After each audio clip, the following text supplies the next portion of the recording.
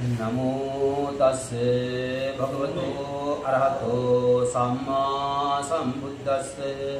नमो तस्से भगवतो अरहतो सम्मा सम्बुद्धस्से। नमो तस्से भगवतो अरहतो सम्मा सम्बुद्धस्से। यं किञ्चिरत्नं लोके विद्यति विविधा पुतुः रत्नं बुद्धसमं नत्ति तस्मात्सोत्ति भवन्तु ते।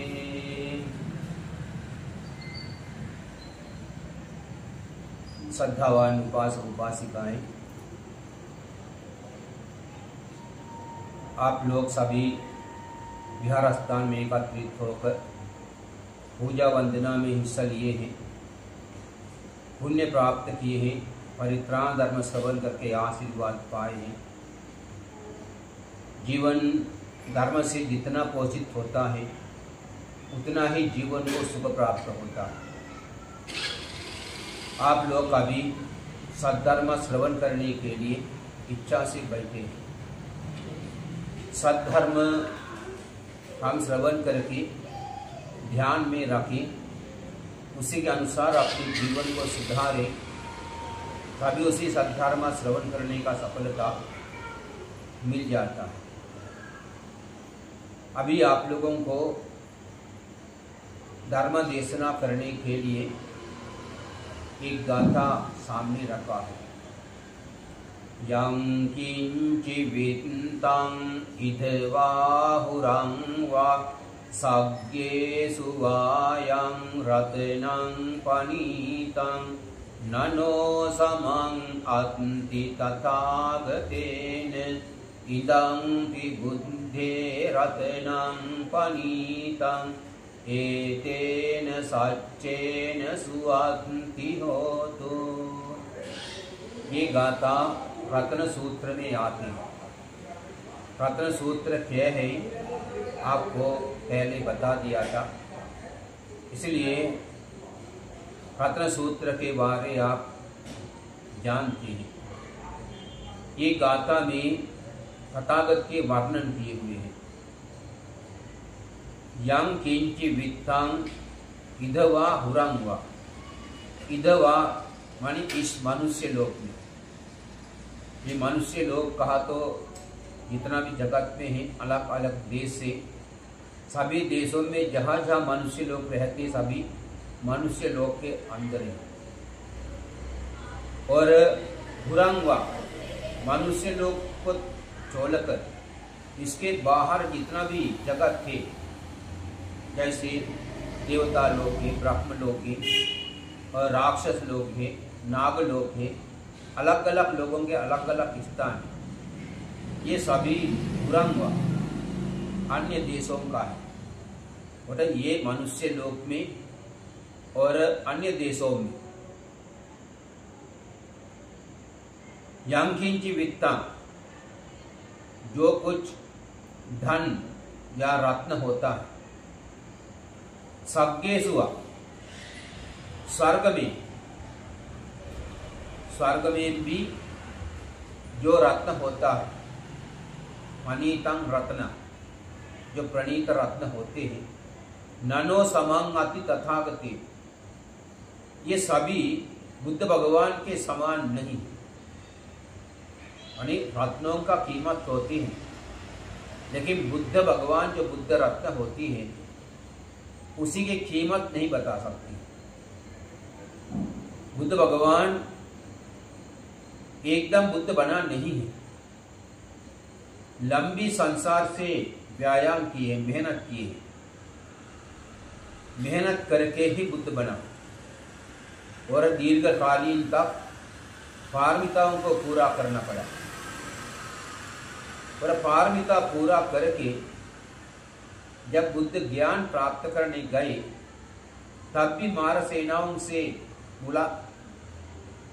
मुलाकात हुई, उससे जीतना पड़ा। मारा सेनाएं बुद्ध भगवान को बुद्धत्व प्राप्त न करने के लिए प्रयत्न किया,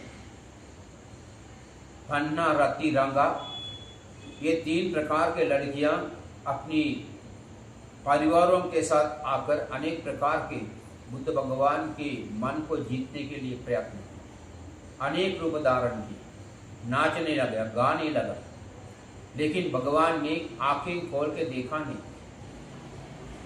फिर आखिर में उन्हीं लोग बहुत कोशिश करने के बावजूद भी नहीं कर पाया, चले गए, क्योंकि तब तक तथागत बुद्ध ज्ञान पा चुका था। बुद्ध ज्ञान पाने से सारे क्लेशों को नष्ट हो जाता। कृतज्ञ लोगों के समान क्लेश बचते नहीं, वो क्लेशों को वासनाओं के सहित खत्म हो जाती। सवासना सकल क्लेश, यानी वासनाओं के साथ परिपूर्ण क्लेशों को नष्ट किया जाता।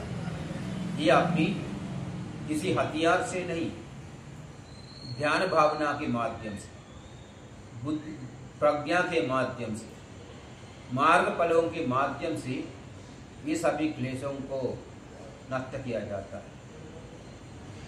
और एक क्लेशों की वजह से हम सभी लोग संसार में चलते रहता है, अनेक प्रकार के दुख धारण करते रहता है।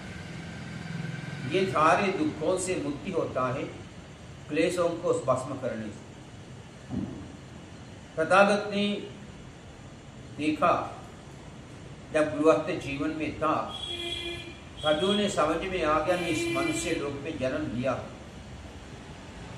जन्म लेने के बाद व्यक्ति को क्या हो रहा है, धीरे धीरे जीर्ण होते जा रहा है, और जीर्ण होते जाने वाले व्यक्ति बीमार भी पड़ता, आखिर में मर जाता। और जन्म लेता, जीर्ण होता, बीमार पड़ता, मरता। क्यों ऐसी होती है? जन्म लिया तो हमेशा के लिए रहना चाहिए, बीमार नहीं पड़ना चाहिए, जीर्ण नहीं होना चाहिए, ऐसे विचार उनके मन में था। लेकिन ये सभी होता है। फिर बहुत सारे पैसे हैं, संपत्ति है, ये संपत्तियां घूस में देकर मृत्यु से बच नहीं पाते, बीमार से बच नहीं पाते, जीर्ण होने से बच नहीं पा सकते। विचार रखिए, ये धन किसी काम के नहीं है।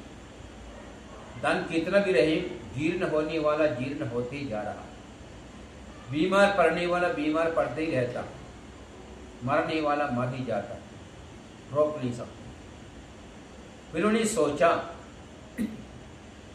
हम राजकुमार, 7 दिन में मुझे चक्रवर्ती संपत्ति मिलने वाली, ये पूरा राज्य मिलने वाला, लेकिन चक्रवर्ती राज्य संपत्ति प्राप्त हुआ तो भी जीर्ण होने वाला तो जीर्ण होता ही, उसे बच नहीं सकते। बीमार पड़ना तो बढ़ता ही, बच नहीं सकते, मृत्यु से बच नहीं सकते।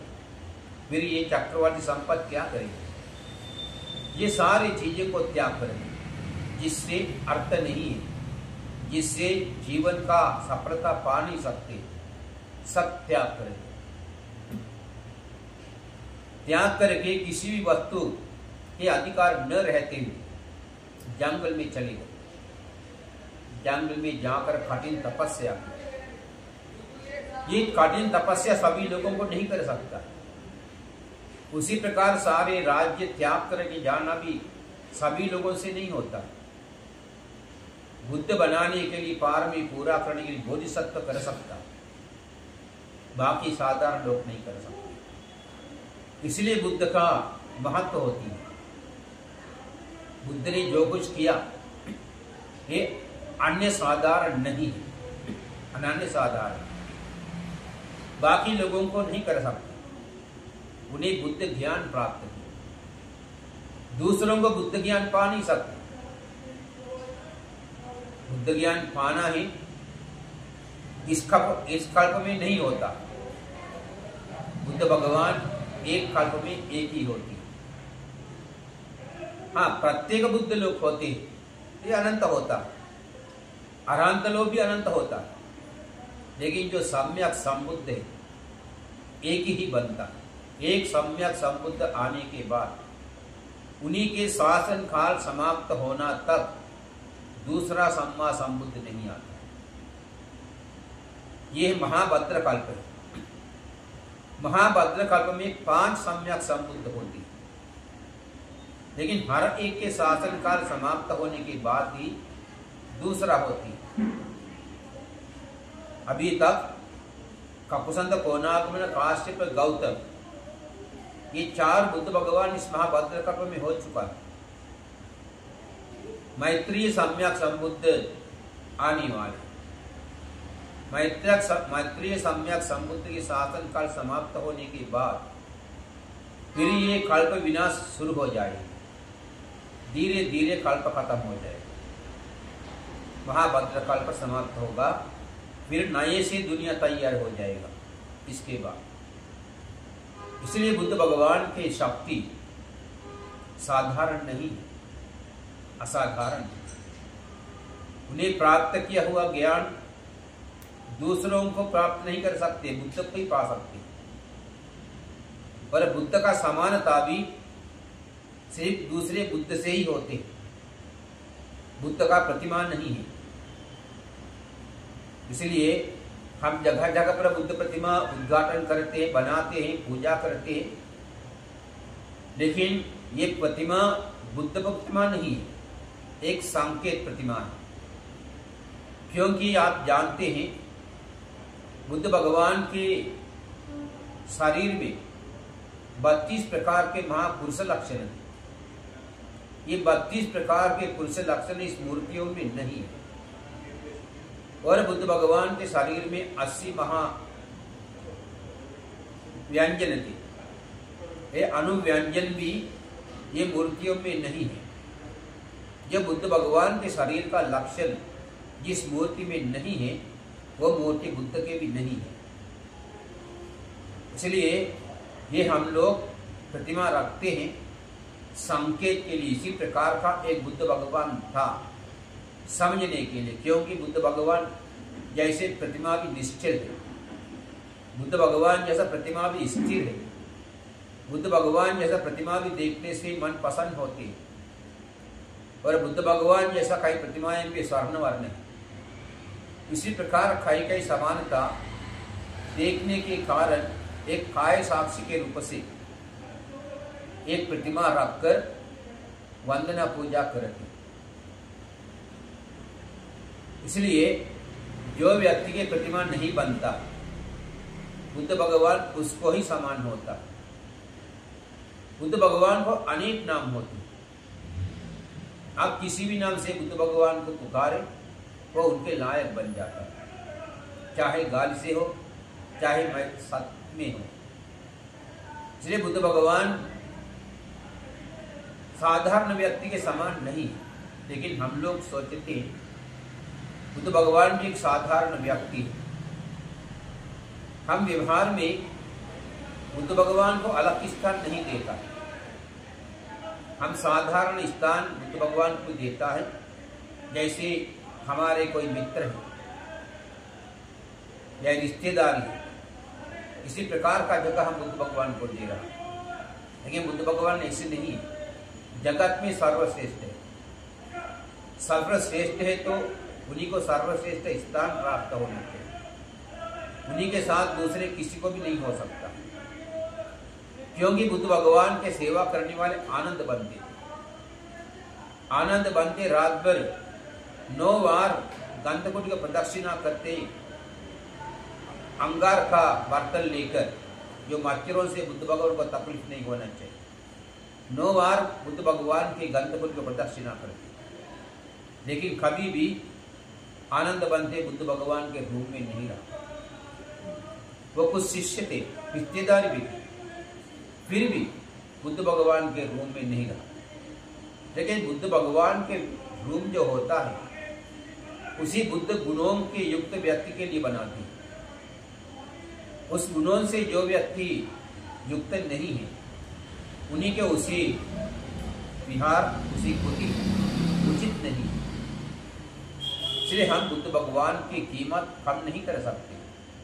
हमारी मूर्खता से हम बुद्ध भगवान को कीमत कम करने के लिए प्रयास करता है, लेकिन कभी कम नहीं होता।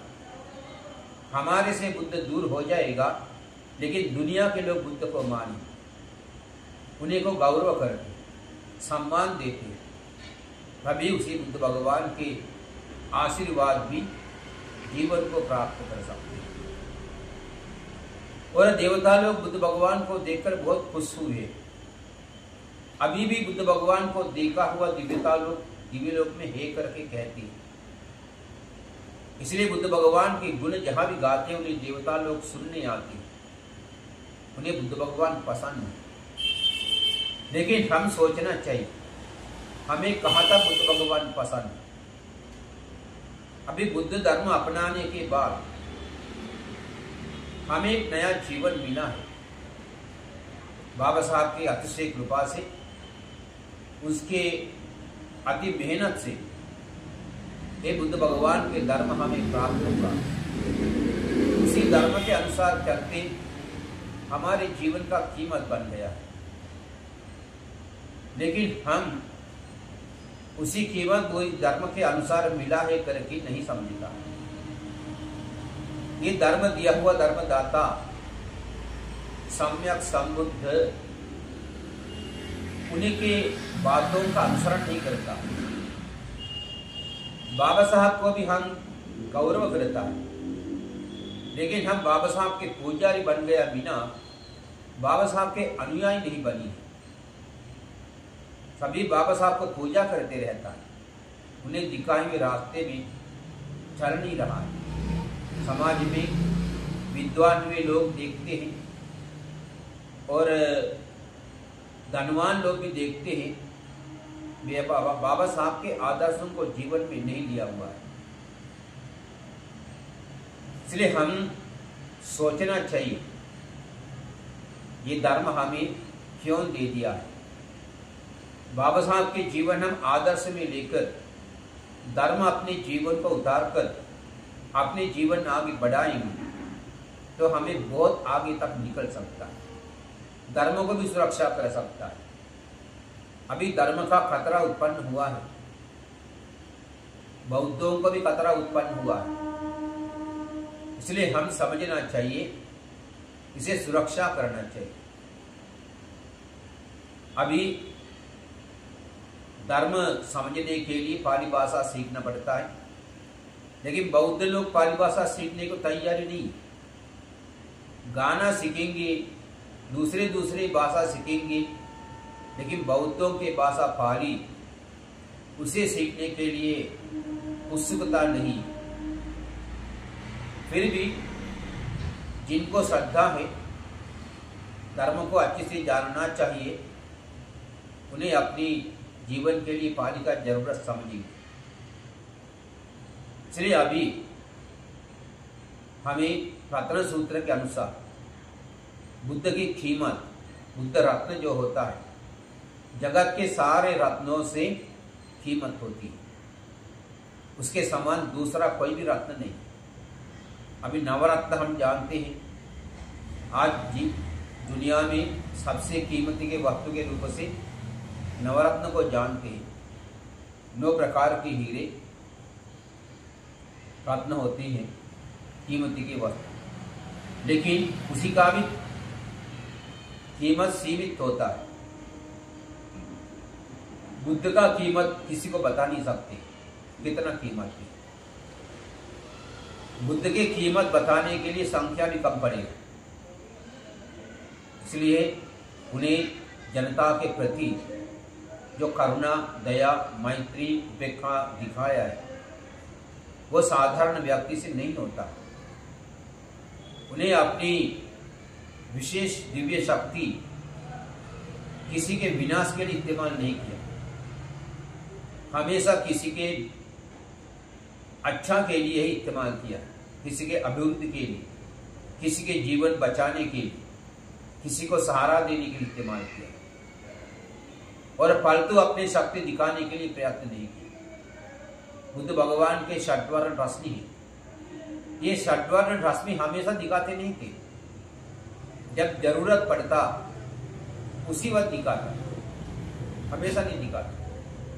अभी हम लोगों के पास एक टीवी रहा तो भी हम पूरे गांव को सुनाने के लिए प्रयत्न करता, लेकिन भगवान ऐसे नहीं। अपने पाए गए शक्तियां अपने पर सीमित रखा है। यदि उसी शक्ति से कुछ काम आ सकता है उसी वक्त इस्तेमाल करता। कई अवस्था थे। एक बार बुद्ध भगवान भिक्षुओं के साथ बाहर कहीं जा रहे थे, बीच में एक नदी पड़ा। अभी नदी से पार जाने के लिए जहाज है। अभी देखा तो जहाज उस पार जा चुका है, फिर जहाज वापिस इस पार आना था। बुद्ध भगवान भिक्षुओं के साथ नदी के किनारे खड़े थे। उतने में एक साधु आया था। साधु ने देखा, भगवान की तरफ देखा, भिक्षुओं की तरफ देखा, अपना रुमाल निकाल लिया, रुमाल नदी में डाल दिया, रुमाल पर चढ़कर पार गया। अभी भिक्षु लोग देख रहा था। भगवान ने भिक्षुओं ने बुद्ध भगवान को कहा, भगवान आप भी इतना वृद्धि संपन्न है, बल संपन्न है, आप ये सभी को लेकर आगे क्यों नहीं जाती? वो साधु हमें हंसते हंसते अपने रुमाल के ऊपर बैठकर चले गए। भगवान ने कहा थोड़ा रुको। फिर वो जहाज वापिस आया। आने के बाद बुद्ध भगवान ने जहाज चलाने वाले से पूछा, इधर से उधर जाने के लिए तुम कितना पैसे लोगे? उन्हें बोला 58 से 4/1 उतना ही लेता। भगवान ने कहा जो साधु दिखाया ना चमत्कार, उसी का कीमत उतनी है, इसलिए उतनी उनको उतना पैसे दे नहीं सके, इसलिए उन्हें अपनी कीमत उसी के चमत्कार से दिखाया। इसलिए ऐसी फालतू चमत्कार दिखाना हम लोगों को जरूरत नहीं है। इसलिए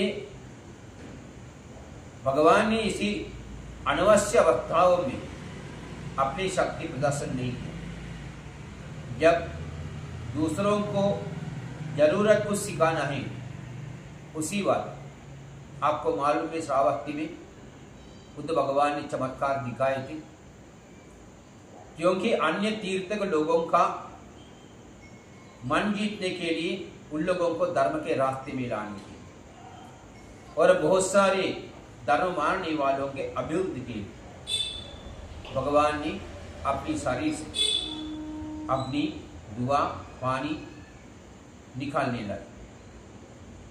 फिर उसी चमत्कार देखकर बहुत लोग बुद्ध भगवान के शासन में प्रसन्नता व्यक्त किया, उसी में शामिल हुआ। से बुद्ध भगवान की कीमत एक बुद्ध भगवान एक कल्प तक बताते जाए। कल्प खत्म होता है लेकिन बुद्ध गुण खत्म नहीं होता। इतनी सारी कीमत बुद्ध भगवान की होती है। इसी प्रकार का दूसरा कोई व्यक्ति जगत में नहीं। बुद्ध भगवान ने पाए गए सम्मा संबुद्धत्व पद एक कल्प में दूसरे किसी को दे नहीं सकता। उन्हें वासनाओं के सहित क्लेशों को नष्ट किया, ये काम भी दूसरों से नहीं होता। और उतना ज्ञानी दूसरों को भी नहीं बन सकता। शीलवान भी उतना दूसरों को नहीं हो सकता। ऐसा बुद्ध के अनंत गुण हैं जो असाधारण है, दूसरों के समान नहीं होता। इतनी गुणों से भरपूर होने के कारण बुद्ध रत्न बाकी सारे रत्नों से अलग है, समान नहीं होती। इसलिए अभी हम बुद्ध भगवान के नाम से प्रतिमा तैयारी करके घरों घरों में पूजा वंदना करते, बिहारों में रहते, खुलेआम रख देता, कोई आपत्ति नहीं। लेकिन दूसरे कोई रत्न, सोना, चांदी, हीरा, ऐसी कोई वस्तु इसी प्रकार खुलेआम रख दिया तो क्या होता है? चोर लेकर जाता है, गायब हो जाता है। लेकिन बुद्ध रत्न का ऐसे कीमत होती, वो साधारण लोगों को समझना कठिन होता है। बुद्ध के वाले जो व्यक्ति एक तरफ बैठकर सोचने लगेंगे, उन्हीं को ही बुद्ध का कीमत समझ में आएगी। इसलिए अभी आप लोग समझ गया होगा। बुद्ध रत्न कहा तो बाकी सभी लौकिक रत्नों से अलग है। तथागत की कीमत भी अनंत है। ये अनंत सम्यक संबुद्धि का भी श्रद्धा व्यक्त करना बुद्धिमान लोगों का कर्तव्य है। श्रद्धा व्यक्त करके उसी तथागत के देशनाओं के अनुसार अपनी जीवन तैयारी करना बुद्धिमान लोगों का कर्तव्य है। भगवान ने खुद ही कहा, मेरा धर्म बुद्धिमान लोग के लिए, दूसरों के लिए नहीं। इसलिए बुद्धि का इस्तेमाल करके इसी धर्म का अनुसरण करके यह जीवन भी सुधार सकते हैं, परलोक भी सुधार सकते हैं और जल्दी से संसार दुखों से मुक्ति पा सकते हैं। इसलिए आप लोगों को बुद्ध रत्न के आशीर्वाद से अपनी पाए गए जीवन का सफलता प्राप्त हो और बुद्धि से ध्यान से काम करके पारमी पूरा करें और दुख संसार से मुक्ति पा के निर्वाण प्राप्त करने की शक्ति मिले। वही आशीर्वाद के भावना के साथ मेरा प्रवचन आज के लिए समाप्त करता हूँ। सबको जय हो, कल्याण हो, मंगल हो। सब्बीतियो विभज्यन्तु सब्बरोगो विनश्यतु माते भवत्वन्तरायो सुखी दीर्घायुको भवेत्। भवतु सब्बमङ्गलं रक्षन्तु सब्बदेवता सब्बबुद्धानुभावेन सदा स्वस्ति भवन्तु ते। भवतु सब्बमङ्गलं रक्षन्तु सब्बदेवता सब्बधर्मानुभावेन सदा स्वस्ति भवन्तु ते। भवतु सब्बमङ्गलं रक्षन्तु सब्बदेवता सब्बसङ्घानुभावेन सदा स्वस्ति भवन्तु ते। सबको तिरत्न की आशीर्वाद।